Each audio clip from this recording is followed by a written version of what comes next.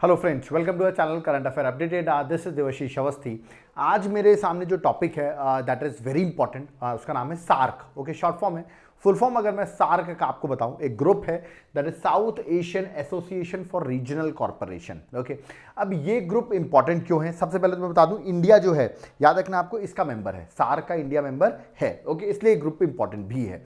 अभी ग्रुप में कितने मेंबर्स हैं, क्या इसका एजेंडा, उसको भी हम डिस्कस करेंगे। सबसे पहले बता दूं, ये एक रीजनल इंटर गवर्नमेंटल ऑर्गेनाइजेशन है। याद रखिए, मतलब गवर्नमेंट के बीच में एग्रीमेंट करके ये एक ऑर्गेनाइजेशन बनाई गई है। ओके, और याद रखिएगा किस ग्रुप, कौन सी कंट्रीज में, साउथ एशियन नेशंस जो हैं वो उन्होंने मिलकर एक ग्रुप बनाया हुआ है। तो आप सोचिए इसका एम क्या होगा, वो भी मैं डिस्कस करता हूं, बट थोड़े पहले बेसिक्स देख लेते हैं।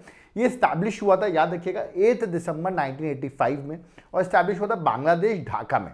तो ढाका में ये स्टैब्लिश किया गया, इस ग्रुप को, सार्क को स्टैब्लिश किया गया। और इसका हेडक्वार्टर जो है वो नेपाल में है, काठमांडू। तो कंफ्यूज मत होइएगा, ये स्टैब्लिश ढाका में किया गया है, बांग्लादेश में, बट इसका हेडक्वार्टर कहाँ है? नेपाल, काठमांडू में। इंडिया इसका मेंबर है, मैंने आपको बताया। इसमें टोटल 8 मेंबर्स हैं। पहले जब ये बना था तब 7 मेंबर्स ही थे।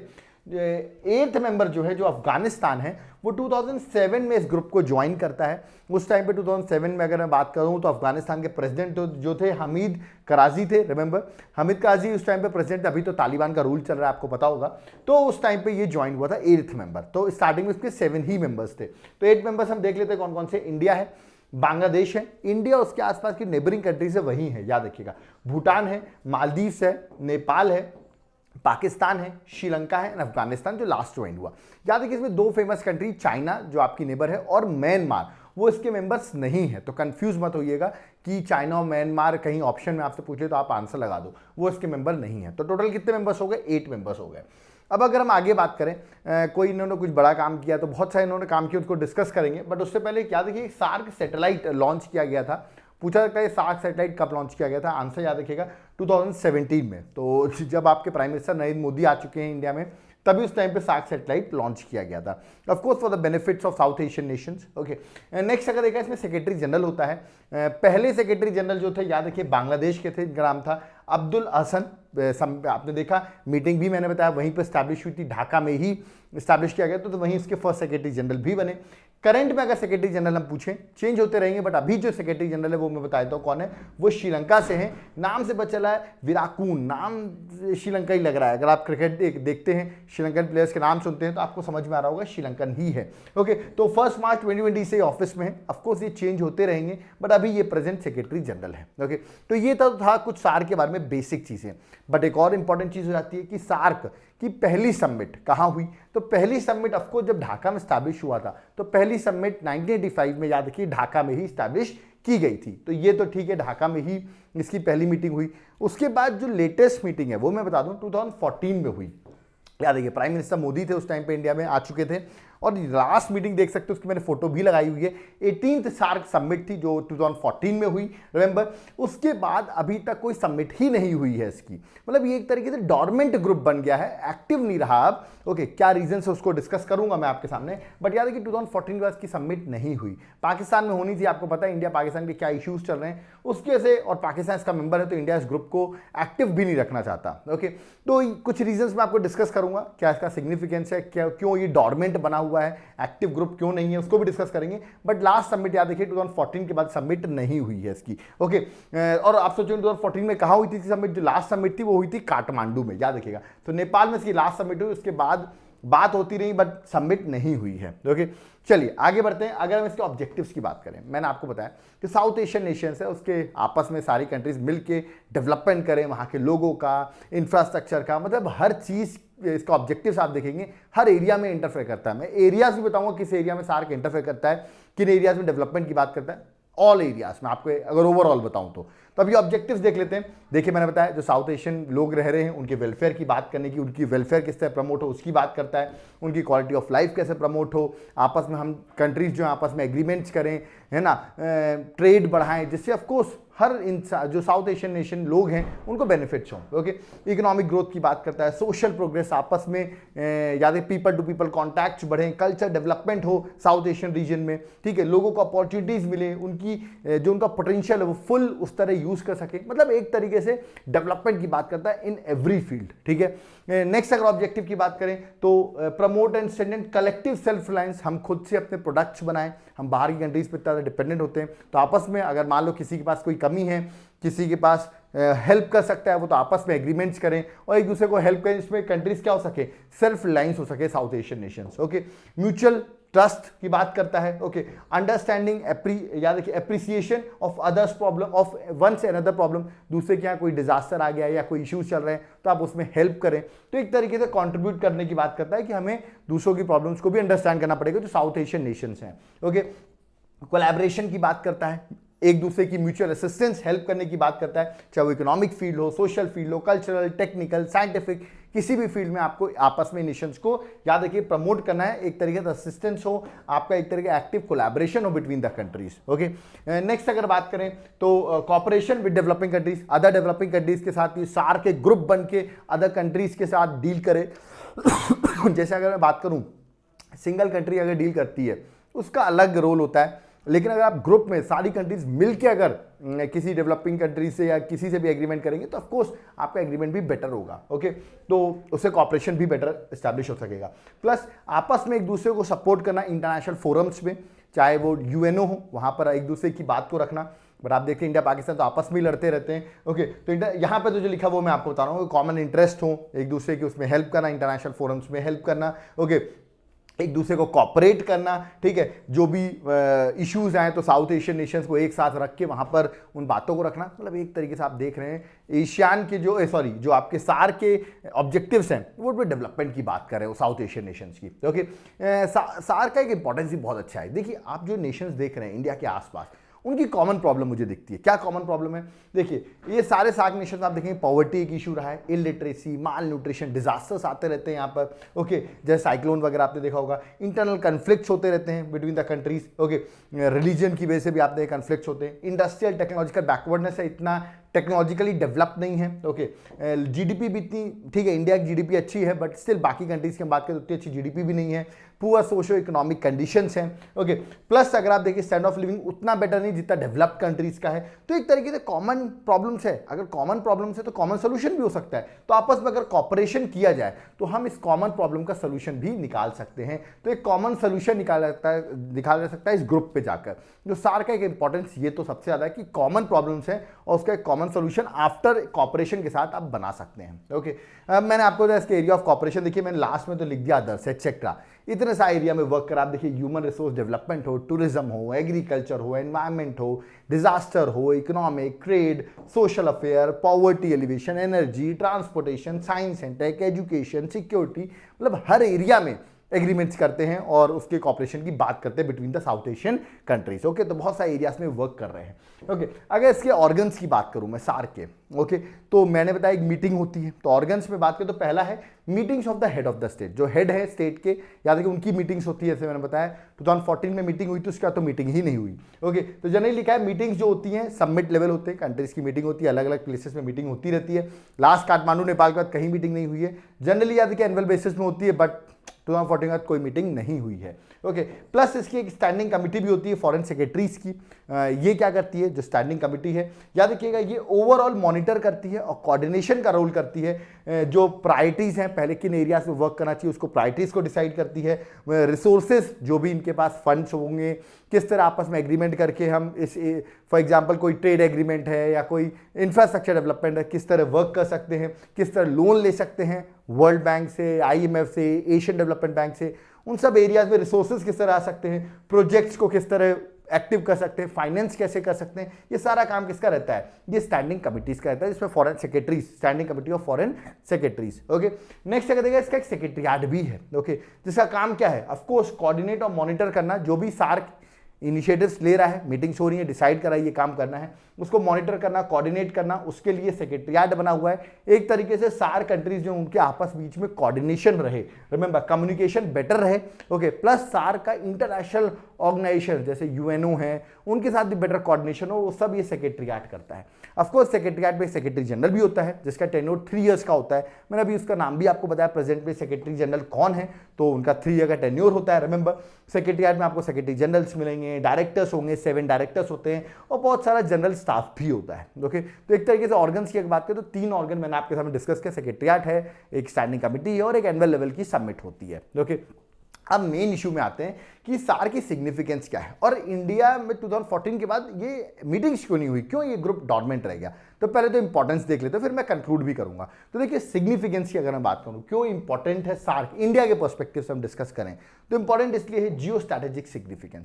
आप देखिए इंडिया की सारी नेबरिंग कंट्रीज की मेंबर्स हैं, ठीक है, और अगर आपकी नेबरिंग कंट्रीज अगर इसकी मेंबर्स हैं तो उनके साथ अगर आप कॉपरेशन बना के रखेंगे तो आपके लिए बेटर है। क्योंकि देखिए यहाँ पे चाइना मेंबर नहीं है और चाइना के साथ आपके कितने इश्यूज हैं। और चाइना क्या कर रहा है, अपना एक इनिशिएटिव चला रहा है, one belt one road initiative, OBOR initiative, जिसके थ्रू वो हर कंट्रीज के साथ ट्रेड एग्रीमेंट्स कर रहा है। और आपको पता है ट्रेड एग्रीमेंट करके उन कंट्रीज को अपने पे डिपेंडेंट कर लेता है, जैसे पाकिस्तान को किया, श्रीलंका को किया। इससे इंडिया के लिए हार्म है क्योंकि ये कंट्रीज फिर क्या हो जाएंगी, टर्मोइल हो जाएंगे, यहाँ पे इश्यूज आ जाएंगे। क्योंकि जब इकोनॉमिकली इतने बुरे हाल होंगे, इन्फ्लेशन होगा, तो ऑफकोर्स सिक्योरिटी के इश्यूज होंगे इंडिया के लिए, क्योंकि सारी इंडिया की बॉर्डर कंट्रीज हैं। ओके, तो इंडिया अगर इन ग्रुप्स को एक्टिव रखता है तो ऑफकोर्स ये चाइना की जो इनिशिएटिव्स हैं, OBOR इनिशिएटिव जो इंडिया की नेबरिंग कंट्रीज में एक्टिव हो रहे हैं, ओके, इंडिया उसको काउंटर कर सकता है। ठीक है, आपस में एग्रीमेंट्स करें एक्सेप्ट चाइना, तो चाइना इसका मेंबर नहीं रहेगा तो इंडिया के लिए बेटर रहेगा। तो जियो स्ट्रैटेजिक सिग्निफिकेंस तो है सार्क की। दूसरा देखिए रीजनल स्टेबिलिटी, मैंने बताया ना अगर म्यूचुअल कॉपरेशन होगा, इकोनॉमिक, देखिए अगर वॉर को आपको रोक रहा है ना किसी कंट्रीज के बीच में तो आप इकोनॉमिक कॉपरेशन कर लीजिए। क्योंकि देखिए अगर वॉर करेगा नहीं, सोचेगा अरे ये इकोनॉमिकली मैं इन पे बहुत डिपेंडेंट हूँ तो वॉर नहीं कर सकता, तो ऑफकोर्स एक सिक्योरिटी मिल जाती है आपको। तो ऑफकोर्स याद रखिएगा रीजनल ऑर्गेनाइजेशन आपस में म्यूचुअल ट्रस्ट होगा, कॉपरेशन होगा, जिससे क्या होगा, ऑफकोर्स जो इंटरनल डिस्प्यूट्स होंगे, सॉरी इंटरनल बोल रहा हूं, जो बायलेटरल डिस्प्यूट्स होंगे वो यहाँ पर रिजॉल्व भी कर सकते हैं आप। ओके, और इससे क्या होगा, एक रीजन में साउथ एशियन नेशन में स्टेबिलिटी भी आएगी। ओके, तो ये एक इंडिया के लिए बेटर रहेगा। ग्लोबल लीडरशिप रोल, इंडिया आपको पता होगा सबसे बड़ी कंट्री है, इकोनॉमिकली भी, मिलिट्री पर्सपेक्टिव से भी और हर पर्सपेक्टिव से। ओके, तो इंडिया को एक तरीके से यहाँ पे एक प्लेटफॉर्म मिल रहा है शो करने का कि देखो यहाँ पर हम किस तरह साउथ एशियन नेशंस को इतना अच्छा ग्रुप चला रहे हो, इंडिया एक की रोल की तरह वर्क कर रहा है। तो इंडिया की एक इमेज वर्ल्ड में अलग डेवलप हो जाएगी। इंडिया ये बता सकता है मैं किस तरह एक्स्ट्रा रिस्पॉन्सिबिलिटीज पे वर्क कर रहा हूँ। ओके, तो ये भी एक इंडिया को एक एज अ बिग ब्रदर कहते हैं वैसे तो, बट इंडिया यहाँ पर अपने ग्लोबल लीडरशिप रोल दिखा सकता है कि मैंने यहाँ पर किस तरह अपने नेशंस को, आसपास के नेशंस को एक कॉर्पोरेशन की तरह रखा हुआ है। ओके, नेक्स्ट गेम चेंजर हो सकता है इंडिया की एक्ट ईस्ट पॉलिसी को, क्योंकि इंडिया आपको पता है जो साउथ ईस्ट एशियन नेशंस हैं जिनको आप एशियान कहते हैं, उनका भी एक ग्रुप है एशियान, उनके साथ इंडिया साउथ एशियन नेशन और साउथ ईस्ट एशियन नेशंस, याद रखिएगा, मतलब सार्क और एशियान के बीच में आपस में कोऑर्डिनेशन हो सकता है। और इसका कोऑर्डिनेशन होगा तो याद रखिए इंडिया का जो नॉर्थ ईस्टर्न पार्ट है उसे बहुत बेनिफिट होगा, क्योंकि अगर ये कंट्रीज आपस में एग्रीमेंट करें एशियान कंट्रीज के साथ तो नॉर्थ ईस्ट के थ्रू ही ट्रेड वगैरह सबकी बात होगी, तो डेवलपमेंट हो जाएगा नॉर्थ ईस्ट का। रिमेंबर, तो मैंने बताया कि अगर south Asian economy south east Asian से, मतलब सार्क अगर एशियन इकोनॉमीज के साथ कोलैबोरेट करता है, रिमेंबर, तो उससे बहुत ज़्यादा बेनिफिट होगा, प्रॉस्पेरिटी होगी, डेवलपमेंट होगी और इंडिया की एक्ट ईस्ट पॉलिसी भी बेटर हो सकेगी और इंडिया का जो नॉर्थ ईस्टर्न रीजन है वो भी डेवलप्ड हो सकेगा। ओके, तो ये भी सार्क को एक पूरी तरीके से आप एग्रीमेंट कर सकते हो कि इसके साथ पोटेंशियल है। ऐसी बात नहीं कि इन्होंने कोई इनिशिएटिव्स नहीं लिए हैं, सार्क में इनिशिएटिव्स लिए गए हैं। जैसे कि मैं 2 इनिशिएटिव बताया तो आपको, सार्क एशियन यूनिवर्सिटी बनी हुई है, आप चाहे तो न्यू दिल्ली में जाके यूनिवर्सिटी को विजिट भी कर सकते हैं। तो इंडिया में साउथ एशियन यूनिवर्सिटी स्टैब्लिश की गई थी। कोविड के टाइम पर कोविड-19 इमरजेंसी फंड भी स्टैब्लिश किया गया था, जिसमें इंडिया ने $10 मिलियन फंड देके वॉलंटरली कॉन्ट्रीब्यूशन करके इस इमरजेंसी फंड को बनाया था। रिमेंबर, ओके, तो कोविड इमरजेंसी फंड बनाया था, वॉलंटरली कॉन्ट्रीब्यूशन था, सार्क मेंबर्स यहाँ पर कॉन्ट्रीब्यूट कर सकते हैं और एक दूसरे की जिसकी हेल्प की जरूरत होगी कोविड के टाइम पर वो यूज भी कर सकते हैं। तो इनिशिएटिव्स तो लिए गए हैं, सिग्निफिकेंस भी, इनिशिएटिव्स भी लिए जा रहे हैं, तो क्यों इनकी मीटिंग्स नहीं हो रही है, क्यों ये डॉर्मेंट ग्रुप, एक इनएक्टिव ग्रुप बन के बैठा हुआ है? तो क्वेश्चन क्या है, why SAARC has been dormant for recent years? अगर आप देखिए प्राइम मिनिस्टर मोदी के आने के बाद इस ग्रुप को इतना एक्टिव गवर्नमेंट खुद ही ध्यान नहीं दे रही है इन ग्रुप्स को। ओके, क्यों इंडिया ऐसा क्यों कर रही है? इसका रीजन है, देखिए, पहला है lack of trust among the members. इसे पाकिस्तान मेंबर्स है, आप पाकिस्तान के साथ कॉपरेशन की बात कर रहे हो। ओके, पाकिस्तान के सिक्योरिटी पर्सपेक्टिव से बात कर रहे हो, कैसे कर सकते हो? पाकिस्तान क्या, आप देखो किस तरह वो इंडिया पे इश्यूज क्रिएट करता रहता है, चाहे वो टेररिज्म के थ्रू हो, चाहे वो किसी अदर वे के थ्रू हो। तो जब म्यूचुअल ट्रस्ट ही नहीं होगा तो इन ग्रुप्स का एक्टिव होने का मतलब ही क्या है? इंडिया का ऐसा सोचना है। रिमेंबर, मैं आप देखिए ये प्रूफ भी हो जाता है, बहुत सारे फेलियर्स हुए सार्क में, इंडिया ने बहुत से इनिशिएटिव्स रखे बट पाकिस्तान ने उन प्रोजेक्ट्स को एक्सेप्ट करने से मना कर दिया। लेकिन many failure of SAARC lack of trust है। अमंग द मेंबर कंट्री, आपस में मेंबर कंट्रीज के बीच में ट्रस्ट है, खासकर इंडिया पाकिस्तान के बीच में। ओके, और मैंने लिखा भी मोस्ट सिग्निफिकेंट जो है वो इंडिया पाकिस्तान ही है। रिमेंबर, एग्जांपल बताता हूं, रिसेंटली टाइम पाकिस्तान ने कॉपरेशन नहीं दिखाया, जो भी इनिशिएटिव्स लिए गए सार्क में हम कंट्रीज को ऐसा करना चाहिए, पाकिस्तान ने कहा हम ये चीज नहीं करेंगे। तो जब एक्टिव ही नहीं होना चाहते हो आप, तो क्यों इस ग्रुप पे इतना फोकस किया जाए। जैसे एग्जांपल में लिखा, पाकिस्तान ने एक प्रोजेक्ट था, remember SAARC motor vehicle agreement, उसमें पाकिस्तान ने कोई रोल प्ले करने से मना कर दिया। सार्क सैटेलाइट जो प्रोजेक्ट था उसमें रोल प्ले करने से मना कर दिया। तो पाकिस्तान खुद ही बहुत सारे प्रोजेक्ट्स को स्टॉल कर देता है। तो एक इससे ये समझ में आता है कि आपस में कंट्रीज के बीच में ट्रस्ट नहीं है, तो क्यों इस ग्रुप को एक्टिव रखा जाए। दूसरा, सिक्योरिटी का कॉपरेशन का बहुत बड़ा इशू है। आप देखिए जो इंडिया पाकिस्तान के रिलेशन है, पाकिस्तान जो याद रखिएगा, सबसे बड़ी दिक्कत क्या है, पाकिस्तान जो क्रॉस बॉर्डर टेररिज्म है, रिमेंबर जो वहां से टेररिस्ट इंडिया में आते हैं, वो उनको काउंटर नहीं कर पा रहा, उनको रोक नहीं पा रहा है। ओके, जिसकी वजह से इंडिया को ऑब्स्टेकल्स फेस करने पड़ते हैं, इंडिया को बहुत से इश्यूज फेस करने पड़ते हैं सिक्योरिटी पर्सपेक्टिव से। और सार का ये एजेंडा ही है कि आपको सिक्योरिटी, मतलब आपस में एक दूसरे के कंट्रीज के साथ एग्रीमेंट करके आप एक दूसरे कंट्रीज को प्रोटेक्ट करें, बट पाकिस्तान ऐसा करता नहीं है। तो सार्क ऑब्स्टेकल्स है कि सिक्योरिटी कॉपरेशन नहीं हो पा रहा है बेटर, याद रखिएगा क्रॉस बॉर्डर टेररिज्म हो रहा है पाकिस्तान के साथ। तो जब ये सब हो रहा है तो कैसे इंडिया इस ग्रुप को एक्टिव रखेगी, ओके, कि हम यहां से आपको फ्री ट्रेड वगैरह दें और आप वहां से हमको बदले में टेररिज्म भेजें। ओके, तो ये एक इशू है जिसके से इंडिया इस पर एक्टिव नहीं रहती है। रिसोर्सेज की बात करें, सार्क कंट्रीज आपको पता है कितना पैसा है इनके पास, ठीक है, याद रखिए शॉर्टेज ऑफ रिसोर्सेज, पैसे नहीं है, वॉलंटरली कंट्रीब्यूशन क्या करें, बहुत कम कंट्रीब्यूशन करते हैं, रिमेंबर, ठीक है। तो ये कुछ डेवलप कंट्रीज नहीं, डेवलपिंग कंट्रीज और इंडिया को छोड़ के बाकी कंट्रीज पर इतने फंड्स भी नहीं है कि वो यहाँ पर, श्रीलंका है, देखिए क्या इकोनॉमिकल क्राइसिस है, पाकिस्तान है इसके मेंबर्स, तो ऐसी कंट्रीज मिलकर क्या ही रिसोर्स डेवलप करेंगी। ओके, तो रिसोर्सेज के भी बहुत ज़्यादा क्रंच है इसमें। अगला, इंडिया से भी डरते हैं, आपस की कंट्रीज को सोचती है इंडिया कहीं बिग ब्रदर का रोल प्ले नहीं करे, क्योंकि आपको ही पता है इस ग्रुप में इंडिया जो है एक एसिमेट्री तो है, क्योंकि बाकी कंट्री कितनी छोटी हैं, बट इंडिया की बात करें तो उसकी ज्योग्राफी के देखिए बड़ी है कंट्री, इकोनॉमिकल देखिए, मिलिट्री स्ट्रेंथ देखिए, इन्फ्लुएंस देखिए ग्लोबल एरिना में, ऑफकोर्स इंडिया का ज़्यादा है। तो उनको लगता है कि इंडिया यहाँ पे एक बिग ब्रदर बन जाएगा, बड़ा भाई टाइप का, बाकी कंट्रीज को दबा देगा। ओके, ये जो बिग ब्रदर का पर्सपेक्टिव है बाकी कंट्रीज में फियर लाता है, और इसकी वजह से उनको लगता है कि जो इंडिया है वो हेगमनी क्रिएट कर लेगा इस रीजन में, और इंडिया जो चाहेगा फिर वो काम करेगा। इसीलिए स्मॉलर नेबरिंग कंट्रीज जो हैं, याद रखिए, वो भी थोड़ा सा जो इनकी इनिशिएटिव्स होते हैं सार के, उसको रिलेक्टेंट शो करती है कि इंडिया का इनिशिएटिव होगा, क्यों करें। तो ये सब चीज़ें अगर आप देखें, सारे केसेस अगर देखा है, उसकी वजह से सार क्या हो गया, एक तरीके से इनएक्टिव ग्रुप हो गया है। ओके, बट अगर मैं और कुछ इश्यूज बताऊं, हाँ और भी इश्यूज हैं, जैसे लैक ऑफ कनेक्टिविटी। आप इन कंट्रीज के बीच में कनेक्टिविटी देख लीजिए, ट्रेड कैसे बढ़ेगा, एग्रीमेंट तो हो नहीं रहे और कनेक्टिविटी भी कितनी पुअर है।